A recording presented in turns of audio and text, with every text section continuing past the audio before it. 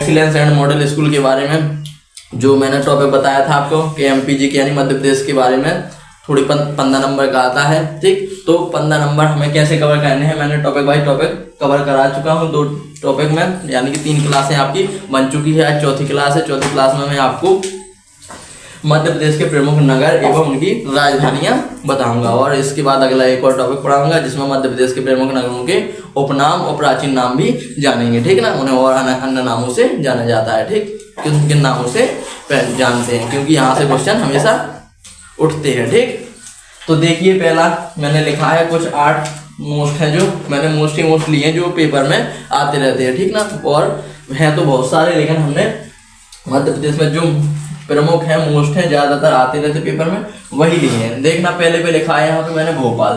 तो भोपाल के बारे में आप सभी को पता होगा कि भोपाल क्या है, मध्य प्रदेश की राजधानी है। क्या है, मध्य प्रदेश की राजधानी। तो इसका नाम तो ऐसे ही जाने जाएगा कि इसको क्या बोलते हैं, मध्य प्रदेश की राजधानी के नाम से जाना जाता है। तो भोपाल को कहेंगे मध्य प्रदेश की राजधानी। अगर इसका प्राचीन नाम बोले या इसको प्राचीन नाम में भोज नगरी से जाना जाता था, क्योंकि राजा भोज की नगरी। ठीक ना, तो इसके लिए अगला टॉपिक में हम कवर करेंगे, लेकिन मैंने बता दिया है यहीं पे, तो सुन लीजिए, इसको भोज नगरी के नाम से भी जानते हैं। ठीक, यहाँ पे दूसरे पे लिखा है पचमढ़ी। क्या लिखा है, पचमढ़ी। तो पचमढ़ी को पर्यटन राजधानी कहते हैं। क्या कहते हैं, पर्यटन राजधानी और ग्रीष्मकालीन राजधानी। क्यों कहते हैं, कारण भी सुन लीजिए।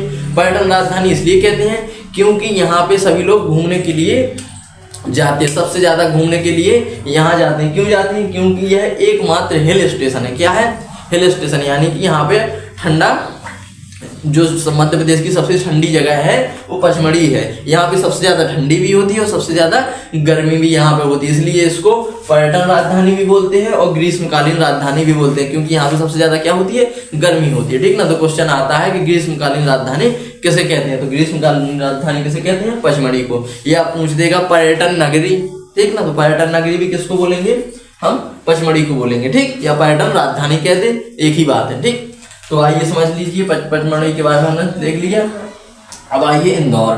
तो इंदौर आप सभी को पता होगा कि इंदौर हमारे जो मध्य प्रदेश का, आपको पता है कि लगातार 5 साल से पहले नंबर पे आ रहा है स्वच्छता में। ठीक ना, किसमें आ रहा है, स्वच्छ सर्वेक्षण में लगातार 5 साल से अपना इंदौर शहर जो फर्स्ट नंबर पे आ रहा है पूरे भारत देश में। ठीक, तो एक तो यही हो गया, अच्छे से पॉइंट याद रखना है। कभी क्वेश्चन आ जाता है कि सबसे स्वच्छ, भारत देश का सबसे स्वच्छ शहर कौन सा है, तो सबसे स्वच्छ शहर है आपका इंदौर, जो लगातार 5 साल से आ रहा है। ठीक, तो अब इसको क्या बोलते हैं, इसको खेल राजधानी के नाम से जाना जाता है, व्यवसायिक राजधानी और मिनी मुंबई।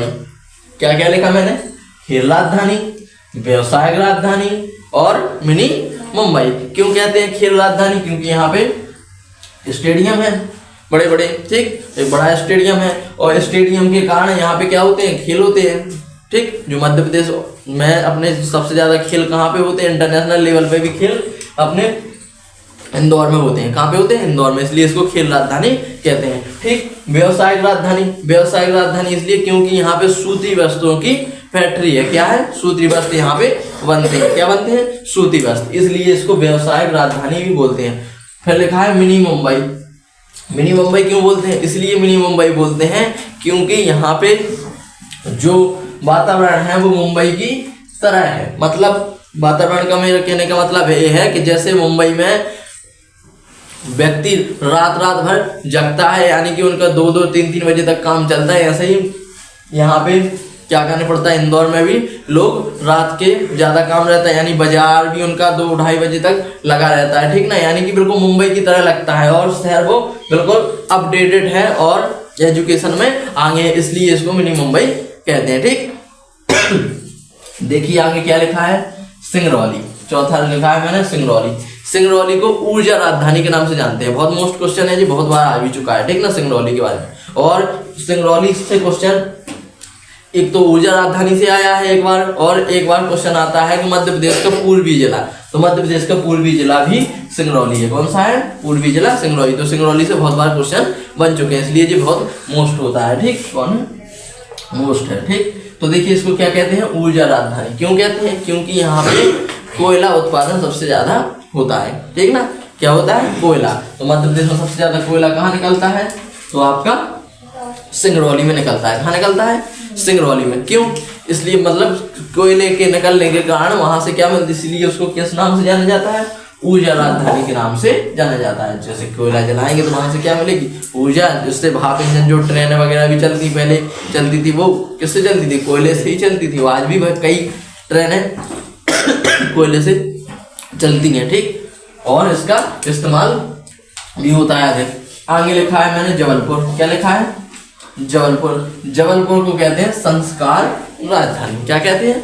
संस्कार राजधानी, ठीक। तो इसको संस्कार राजधानी के नाम से जाना जाता है क्योंकि यहाँ से बहुत से संगीत सम्राट हुए हैं। आगे लिखा है बालाघाट। बालाघाट को बोलते हैं मैंगनीज राजधानी। क्यों बोलते हैं मैंगनीज राजधानी? क्योंकि यहाँ पे सबसे ज्यादा क्या है? मैंगनीज का उत्पादन होता है, इसलिए इसको क्या बोलते हैं? मैंगनीज राजधानी, ठीक। आगे देखिए, आगे लिखा है मैंने उज्जैन। क्या लिखा है? उज्जैन। उज्जैन को कौन सी राजधानी बोलते हैं? उज्जैन को बोलते हैं धार्मिक राजधानी। क्यों? यहाँ पे क्योंकि धर्म का सबसे बड़ा जो कुंभ का मेला लगता है वो कहाँ लगता है? यहीं उज्जैन में लगता है। कहाँ लगता है? उज्जैन में। तो यहाँ पे सभी धर्मों के सबसे अधिक मंदिर भी यही है, ठीक ना। इसलिए इसको क्या बोलते हैं? धार्मिक राजधानी बोलते हैं, ठीक। और सबसे ज्यादा मोस्ट तो यहाँ पे उज्जैन का यानी कि कुंभ का मेला है, जिसको सिंहस्थ मेला के नाम से भी जाना जाता है। किस नाम से जाना जाता है? सिंहस्थ मेला या कुंभ का मेला। कहाँ पे लगता है? मध्य प्रदेश के उज्जैन में लगता है। उज्जैन में, अब उज्जैन से क्वेश्चन आविता भी है कि कुंभ का मेला किस नदी के तट पर लगता है? तो क्षिप्रा नदी के तट पर लगता है। कहाँ लगता है? क्षिप्रा नदी के तट पर। अच्छे से ध्यान रखना, ठीक। कौन सी नदी? क्षिप्रा नदी। लास्ट देखते हैं मैहर। क्या लिखा है? मैहर। तो मैहर को क्या बोलते हैं? संगीत राजधानी बोलते हैं। क्या बोलते हैं? संगीत राजधानी। क्यों बोलते हैं? क्योंकि यहाँ से बहुत से संगीत सम्राट, यहाँ से कई संगीत सम्राटों का जन्म हुआ है, इसलिए इसको संगीत राजधानी बोला जाता है, ठीक ना। तो आपको मैंने सभी राजधानियां मध्य प्रदेश से संबंधित जितनी राजधानी थे और जो इतने मोस्ट पॉइंट थे मैंने वो बता दिए इस क्लास में, ठीक ना। अगला जो टॉपिक होना है इसके बाद मैं लिखता हूँ अभी, ठीक। तो अगले टॉपिक में हम जानेंगे कि मध्य प्रदेश के जो प्रमुख नगर हैं उनको उनके पुराने नाम देखेंगे, ठीक है ना, प्राचीन नाम, ठीक ना, या अन्य नाम, उपनाम, उनको और अन्य नामों से भी जाना जाता है, ठीक ना। तो वहां से भी क्वेश्चन आते हैं, ठीक ना। तो एक एक बाय टॉपिक मैं कवर करा रहा हूँ, आप लोग सभी लोग नोट्स बनाते जाइए, उसमें नोट करके लिखते जाइए, ठीक है ना। कोई भी दिक्कत हो तो आप कमेंट में पूछ सकते हैं, ठीक ना। तो देखते हैं अब आगे अगला टॉपिक। दोस्तों तो देखो अब अगला टॉपिक है आपका, पहले मैं पढ़ा चुका हूँ मध्य प्रदेश के प्रमुख नगर और उनकी प्रमुख राजधानियाँ। मैंने बोला था अगला मैं बताऊंगा आपको प्रमुख नगर, उनके प्राचीन नाम और उपनाम, यानी कि अन्य नाम, उन्हें और किस नामों से जाना जाता है। तो दोनों टॉपिक मैंने एक साथ कर लिए हैं, प्राचीन नाम वाला और उपनाम वाला, ठीक ना। तो दोनों एक ही क्लास में देख लेते हैं, ठीक। तीन चीज़ें आज एक ही क्लास में समाप्त करते हैं, ठीक। बहुत ही मोस्ट है और हमेशा पेपर में आते हैं, किसी भी का भी एग्जाम दें, ठीक ना, हर एग्जाम के लिए बहुत ही यूजफुल है, ठीक। तो देखते हैं यहाँ पे क्या लिखा है, उज्जैन, ठीक। तो उज्जैन का उपनाम क्या है, महाकाल नगरी। इसको महाकाल नगरी के नाम से जाना जाता है। क्यों जाना जाता है महाकाल नगरी के नाम से? क्योंकि यहाँ पे महाकाल यानी कि शंकर जी का बहुत बड़ा मंदिर है उज्जैन में, और वहाँ पे क्या लगता है, कुंभ का मेला, जैसा कि अभी मैं बता चुका हूँ, ठीक। तो इसी कारण इसको महाकाल नगरी के नाम से जाना जाता है। इसका प्राचीन नाम था अवंतिका। क्या नाम था? अवंतिका, ठीक। और या उज्जैनी, ठीक ना। क्या थे? उज्जैनी। ये राजधानी रही है उस समय की राजा महाराजाओं की, ठीक ना। इसको अवंतिका के नाम से जाना जाता है, ठीक। आगे लिखा हुआ है, दूसरा नाम लिखा है मैंने, भोपाल लिया है। क्या लिया है? भोपाल। भोपाल को झीलों की नगरी के नाम से जाना जाता है। किसके नाम से जाना जाता है? झीलों की नगरी के नाम से। क्यों? क्योंकि भोपाल में बहुत ज़्यादा क्या है, बहुत अधिक झीलें हैं, इसलिए इसको झीलों नगरी के नाम से जाना जाता है। और भोपाल में आप सभी को पता है कि एक तालाब भी है जिसको बड़ा तालाब के नाम से जाना जाता है, वह एक झील ही है, मान के चलो, ठीक। इसलिए इसको क्या बोलते हैं? झीलों की नगरी बोलते हैं, ठीक। भोपाल का जो बड़ा तालाब है उसके किनारे पे ही आपका जो मध्य प्रदेश का जो सबसे बड़ा उद्यान है, जिसको वन विहार राष्ट्रीय उद्यान है, जो, ठीक ना। इसमें मतलब इसको 3-in-1 रेप्टाइल बोला जाता है, यानी 3-in-1 राष्ट्रीय उद्यान बोला जाता है। क्यों बोला जाता है? क्योंकि यहाँ पे पशु भी है, पक्षी भी है और रेप्टाइल वर्ग यानी कि सांप भी है, इसलिए इसे 3 in 1 बोला जाता है। ये क्षेत्रफल में सबसे बड़ा है। कैसा है? क्षेत्रफल में बहुत बड़ा है, ठीक। इसलिए जे यहाँ से याद रखना आपको, ठीक ना। तो इसको क्या बोलते हैं? भोपाल को झीलों की नगरी, इसका उपनाम है झीलों की नगरी। इसका प्राचीन नाम है भोजपाल या भोजनगरी, ठीक ना। इसको क्या बोलते थे? भोजनगरी भी बोलते थे, ठीक। देखिए अगला क्या लिखा है मैंने, इंदौर, ठीक ना। तो इंदौर को जैसा कि अभी अभी मैंने बताया था पिछली क्लास में कि इंदौर को मिनी मुंबई भी कहते हैं। क्या कहते हैं? इसका उपनाम में मिनी मुंबई भी आ जाएगा। दूसरा नाम भी याद रख लेना, अहिल्या नगरी। क्यों? क्योंकि अहिल्या, जो रानी अहिल्याबाई थी वो कहाँ की थी? इंदौर की रहने वाली थी, इसलिए इसको अहिल्या नगरी भी कहेंगे, ठीक। और इसका प्राचीन नाम है इंद्रपुर या इंद्रपुरी, ठीक है ना। क्या नाम है इसका प्राचीन नाम? इंद्रपुर या फिर इंद्रपुरी, ठीक ना। इसको इंद्रपुर के नाम से पहले जाना जाता था, ठीक। आइए देखते हैं चौथा मैंने नाम लिया है ग्वालियर, बहुत ही मोस्ट है, ठीक। क्या लिया है? ग्वालियर। तो ग्वालियर से हमेशा क्वेश्चन आता है कि तानसेन नगरी किसको कहते हैं? तो तानसेन नगरी ग्वालियर को कहते हैं, क्योंकि जो सम्राट हुए हैं तानसेन, संगीत सम्राट के नाम से जाना जाता है। क्वेश्चन यहाँ से ही बनता है कि संगीत सम्राट किसे कहते हैं? तो संगीत सम्राट तानसेन को कहते हैं। जब अगली क्लास आएगी तो उसमें मैं जो व्यक्ति हैं, प्रमुख व्यक्ति, उनके भी उपनामों को जानेंगे कि उनको और किन नामों से जाना जाता है। जैसे आपने लिया अभी तानसेन के बारे में ही बताते हैं, तो जिसको क्या कहते हैं? संगीत सम्राट कहते हैं, ठीक ना। क्या कहते हैं? संगीत सम्राट। तो इसको ग्वालियर को तानसेन नगरी के नाम से जानते हैं। किससे जानते हैं? तानसेन नगरी, क्योंकि ये ग्वालियर के थे, ठीक। तो इसको वेरी मोस्ट यहाँ पे क्या लिखा है मैंने? पूर्व का जिब्राल्टर। इसको पूर्व का जिब्राल्टर भी कहते हैं। तो यहाँ से क्वेश्चन बहुत आता है कि मध्य प्रदेश के किस शहर को पूर्व का जिब्राल्टर बोला जाता है? क्या बोला जाता है? जिब्राल्टर। तो जी आपका क्या है? ग्वालियर ही है। क्या है? ग्वालियर। तो यहाँ इसका प्राचीन नाम क्या था ग्वालियर का? इसका प्राचीन नाम था ग्वालीपुर। क्या नाम था? ग्वालीपुर, ठीक ना। अच्छे से याद रखना है आपको। जैसा कि मैंने कहा था, आप नोट्स बनाते जाइए, जैसा मैं लिखवा रहा हूँ वैसा आप नोट करते जाइए, आपका एक भी क्वेश्चन बाहर नहीं जाएगा, ठीक ना। हर चीज़ आपको कंटेंट अच्छे से तैयार कराया जाएगा। बस आप क्लास रेगुलर लेते रहिए और पढ़ते रहिए, ठीक। आगे देखिए मैंने लिखा है रीवा। क्या लिखा है? रीवा। तो रीवा का उपनाम है सफ़ेद शेरों की भूमि। क्या है? सफ़ेद शेरों की भूमि। जो मध्य प्रदेश का एकमात्र जगह है रीवा, जहाँ पे राष्ट्रीय उद्यान है, वहाँ पे क्या पाए जाते हैं? सफ़ेद शेर पाए जाते हैं, ठीक ना। क्या पाए जाते हैं? सफ़ेद शेर, ठीक। पूरे भारत में की बात भी करें तो सफ़ेद शेर सिर्फ रीवा में पाए जाते हैं। कहाँ पाए जाते हैं? रीवा में। और जो वहाँ सफ़ेद शेर पाया जाता है उस प्रजाति को मोहन नाम से जाना जाता है। किस नाम से जाना जाता है? मोहन। नाम भी याद रखिए, ठीक ना। बहुत आता है, ठीक, बहुत मोस्ट है, ठीक ना। अंदर से क्वेश्चन पूछ लेता बहुत अंदर से, ठीक ना। तो इस प्रजाति का नाम क्या है? मोहन, ठीक। तो वहाँ के सफ़ेद शेर का नाम क्या होगा? मोहन, ठीक। इसका प्राचीन नाम क्या है? रेवतपुर। क्यों पड़ा इसका रेवतपुर? क्योंकि वहाँ पे एक रेवत नाम की पहाड़ी है, ठीक ना, पहले, ठीक, अभी भी है। तो रेवत पहाड़ी के नाम से ही इसका नाम रेवतपुर पड़ा था, लेकिन अब इसका नाम क्या हो गया है? तो अब वर्तमान में इसका नाम रीवा है। क्या है? रीवा, ठीक। आइए देखते हैं अगला, सागर। क्या है? सागर। सागर को क्या कहते हैं? तालों का शहर। तालों या तालाब, ठीक ना। क्योंकि सागर में भी छोटे छोटे से कई तालाब हैं और एक बड़ा तालाब भी है, तो इसलिए इसको तालों का शहर बोला जाता है। इसका प्राचीन नाम है साकेत नगर। क्या नाम है? साकेत नगर। तो इसको पहले साकेत नगर के नाम से जाना जाता था, ठीक ना। और भी एक इसका नाम है सागर का, ठीक ना। क्या नाम है? तो जो आपके डॉक्टर हरि सिंह गौड़ है वो भी कहाँ के हैं? सागर के, ठीक ना। तो डॉक्टर हरि सिंह गौड़ विश्वविद्यालय जो यूनिवर्सिटी है अपने देश की, ठीक ना, जो बड़ी यूनिवर्सिटी है, बहुत प्राचीन, सबसे प्राचीन यूनिवर्सिटी है, ठीक ना, डॉक्टर हरि सिंह गौड़ यूनिवर्सिटी, वो भी कहाँ पर है? सागर में, ठीक ना। तो ये भी यहाँ से याद रखना, ठीक। कहाँ पे है? सागर में। अगला देखिए लिखा है जबलपुर। क्या लिखा है? जबलपुर। तो जबलपुर को ध्यान रखना है संगमरमर नगरी। क्या है? संगमरमर नगरी के नाम से जाना जाता है। क्यों?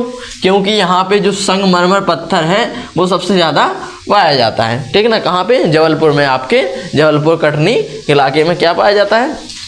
संगमरमर पत्थर पाया जाता है, ठीक ना। जैसे कटनी में चूना नगरी बोलते, क्यों बोलते? क्योंकि यहाँ पे चूना पत्थर ज़्यादा चूना मिलता है, ठीक ना। और वैसे ही बगली में आपका क्या, जैसे जे यहाँ पे जबलपुर में क्या पाया जाता है, संगमरमर पत्थर पाया जाता है, ठीक ना। तो इसको संगमरमर नगरी कहते हैं। इसका प्राचीन नाम है जवालीपुर। क्या नाम है प्राचीन? जवालीपुर। अच्छे से याद रखना, क्या नाम है इसका? जवालीपुर।